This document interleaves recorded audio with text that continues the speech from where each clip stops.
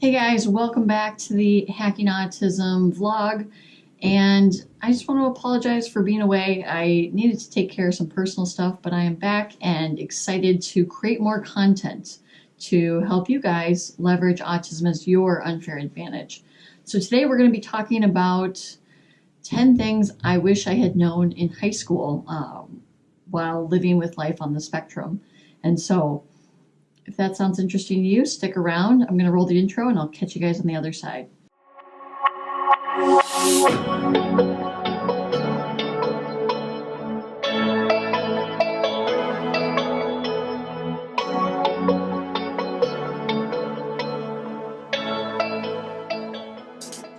So, the 10 things I wish I had known in high school.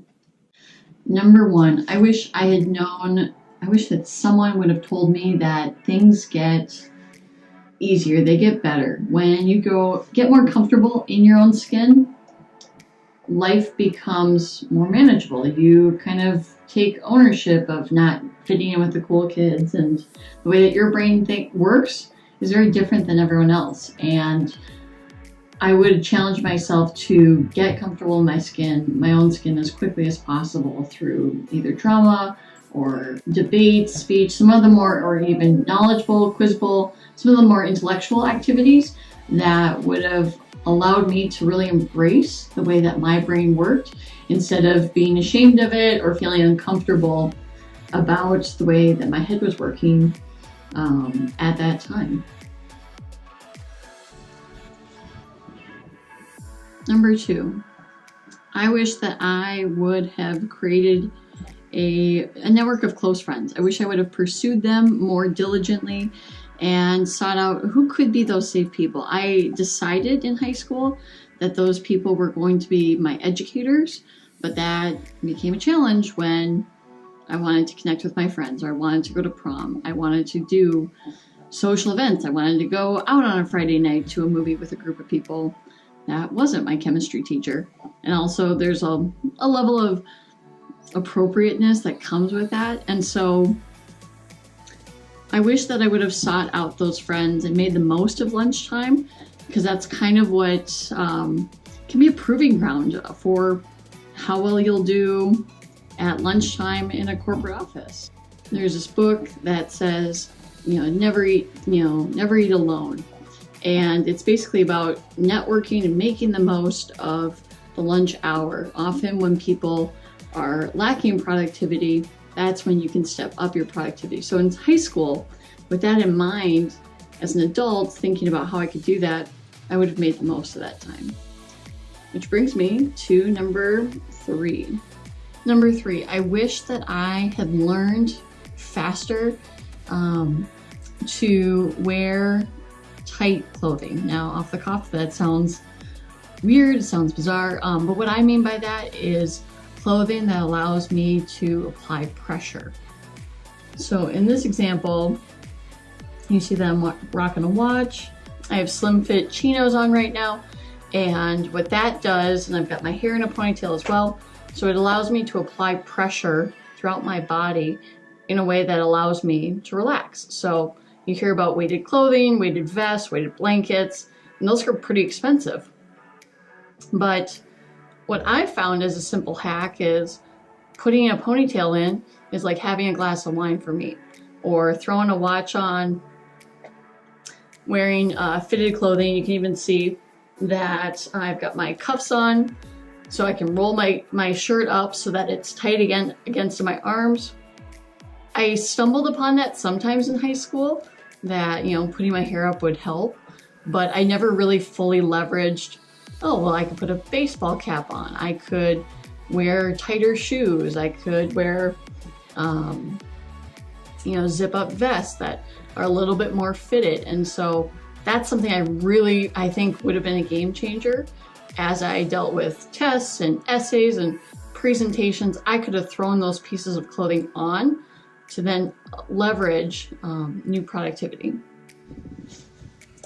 Number four, I wish that someone would have told me it's gonna be all right. I had a mentor who taught me how to leverage my glitch in my DNA as my gift, but I wish that someone would have told me it was gonna be okay.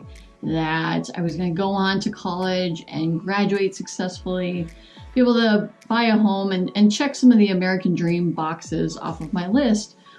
But I mean, and all that aside, it really doesn't matter in the grand scheme of things, but I wish someone would have come alongside me and said, you're going to be okay. You are going to be able to use something called leverage to make a hard thing into a good thing. And I just want to share that with you, that it's going to be okay, that you are going to make it through, because you're watching content like this to help you understand how to flip the script on a glitch becoming a good thing. So that would be number 4.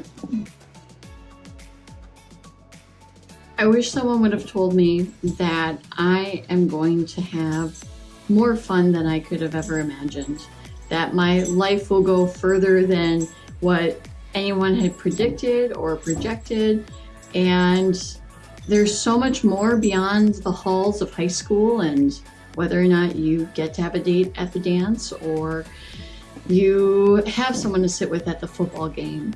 Life is so much wider and greater than the halls of a high school, even though that it doesn't feel like it in that moment.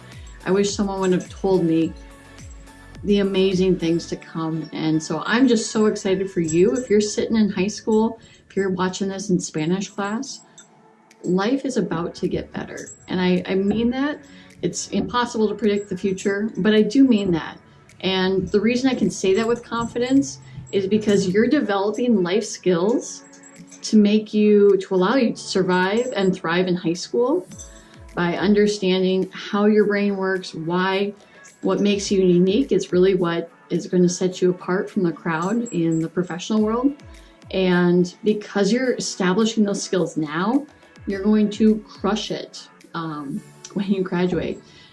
So I just speak that over you as a bit of encouragement. And that brings me to my next point. I wish that I had been told that my struggle, my challenges, my hardship, when it came to having a learning disability and all sorts of challenges, and then getting misdiagnosed with ADHD and then ultimately diagnosed with Aspergers, that it was going to be a good thing. I thought, what a freaking joke. If you told me that in high school, I wouldn't believe you. I think I'd probably argue with you on that one because it was so hard to walk through. But through the content of this channel, I've been able to connect with different people with high-functioning autism and come alongside them to encourage them to say, you're not alone in this. And that list of negative attributes that exist within the DSM, those actually could be great things, and you might be able to connect with others because of your hardship. So that's what I'm trying to do, is I'm trying to flip the script on what would be generally a negative diagnosis, and I'm trying to help people. So that's why I'm creating this content. That's why I take the time to do this, and I hope it encourages you. But consider, is there someone that you know in your life that you could come alongside them? Is there a parent you could share this with? Is there a kid that was diagnosed and they're in a tough place? Consider, could I come alongside and encourage someone else? Number 7. When it comes to your obsessive focus within your high-functioning autism, can you use your obsessive focus and obsessive knowledge or desire to become an expert in something? Can that become a resource in the arc of your career? I would argue yes. I wish that I had known that my obsession of the Titanic would be an early indicator of being able to pursue Mandarin Chinese in college. That was something I realized later in college, probably as a junior in college, but I wish I would have known in high school. The fact that obsessive focus could really set me apart within the context of my peers. So in order to learn Chinese, you have to be kind of insane, one, first to do it, and two, you have to be really, really focused, really driven to do that. And there's a book called So Good They Can't Ignore You. I'd highly recommend everyone, and I mean everyone, check that out, no matter how old or young you are. And it's all about leveraging what you can be the best in the world at. Maybe you're not the best in the world at anything right now in high school, but could you use that obsessive focus to become the world's expert on IoT connected devices? I don't know, but that is something that I learned how to do in college, but I wish I would have done that in high school and applied that to my understanding of manifest destiny or the Spanish Inquisition or how to get through existentialism papers.